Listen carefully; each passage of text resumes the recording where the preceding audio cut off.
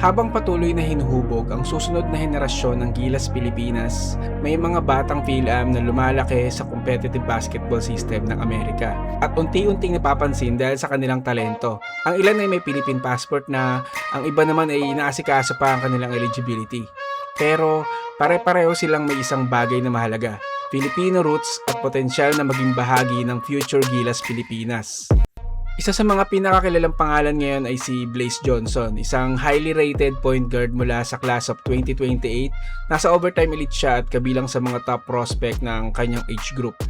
Mas naging interesting ang kanyang connection sa Pilipinas matapos niya makuha ang Philippine passport.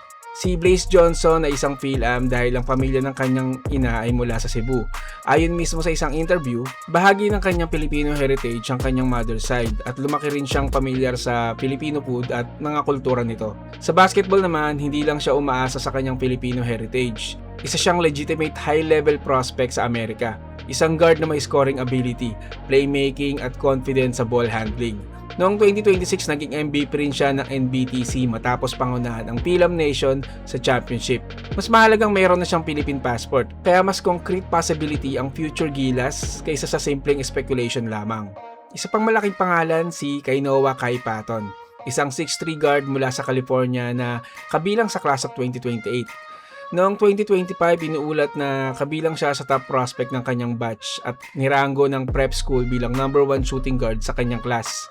Ang Filipino connection ni Patton ay nagsimula sa kanyang Filipino family roots at seryoso na rin ang kanyang pamilya sa possibility na katawanin niya ang Pilipinas. Nakipagkita pa siya kina Gilas Boys coach L.A. Tenorio at Gabe Norwood bago bumalik sa Amerika, habang inaasikaso naman ang kanyang Philippine passport. Sa isang tournament sa Pilipinas, ipinakita niya kung bakit siya pinag-uusapan. Nag-average siya ng 22.6 points, 7.8 rebounds at 4.8 assists para sa PhilAm Nation Under-16 team. Kaya kung tuloy-tuloy ang kanyang development, isa siya sa mga PhilAm guards na maaaring maging malaking pangalan sa future ng Gilas program. Meron pang isa, si Hans Patagok. Para naman kay Hans Patagok, mas malapit na ang kanyang paglipat mula high school prospect patungo sa college basketball. Isa siyang 6'1 point guard mula Texas at class of 2027 na may background na US high school basketball, PhilAm Circuit at Gilas Pilipinas Youth Program. Ang Filipino connection ni Patagok ay bahagi ng kanyang family heritage at malinaw rin ang kanyang commitment sa Philippine basketball dahil nakapaglaro na siya sa Gilas Youth Program. Hindi man siya kasing tangkad ng ibang prospect, mayroon siyang ball handling, basketball IQ at playmaking na maaaring maging malaking advantage sa international basketball. At kahit hindi siya kabilang sa pinakamataas na rank prospect sa Amerika, interesting ang kanyang development dahil mas maaga niyang naranasan ng Philippine basketball system. At syempre, isa sa pinaka-interesting na pangalan ay si Justin Brownlee Jr., anak mismo ng Gilas Pilipinas at PBA star na si Justin Brownlee. Dito, naiiba ang kanyang Filipino connection. Hindi siya tulad din na Blaze o Kai na may Filipino ancestry sa kanilang pamilya.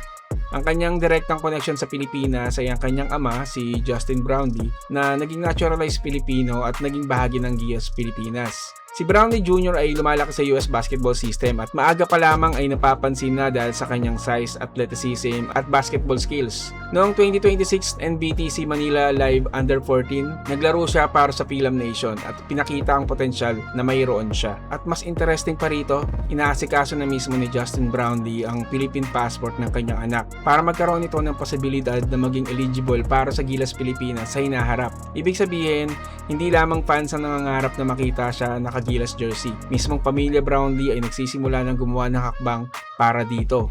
4 na magkakaibang kwento, 4 na magkakaibang basketball journeys. Pero iisa ang maaaring maging direksyon, ang Pilipinas. Si Blaze Johnson ay may dugong Pinoy mula sa kanyang Cebuano maternal roots at mayroon ng Philippine passport. Si Kainoa Patton ay isa sa mga highly regarded young guards na seryosong tumitingin sa Pilipinas basketball. Si Hans Patagok naman ay may karanasan na mismo sa Gilas Youth System at si Justin Brownlee Jr. ay may pagkakataong ipagpatuloy ang basketball legacy ng kanyang tatay dito sa Pilipinas. Hindi pa natin maaaring masabi kung sino sa kanila ang aabot ng NBA o kung sino ang magiging tunay na superstar ng Gilas. Pero habang bata pa sila, may sapat ng dahilan para subaybayan ang kanilang development. Sa mga susunod na video, iisa-isahin natin at mas detalyadong tatalakayin ang bawat isang PhilAm prospect na to. Ang kanilang family background, laro, strength, weaknesses, achievements, NBA potential, at kung gaano kalaki ang posibilidad na makita natin sila balang araw sa Gilas Pilipinas. Salamat sa panonood, huwag kalilimutang mag-like, mag-comment at mag-subscribe. Malaking tulong sa amin yon. At pwede nyo rin panoorin yung mga past video ko pa dito sa YouTube. Maraming salamat, peace out!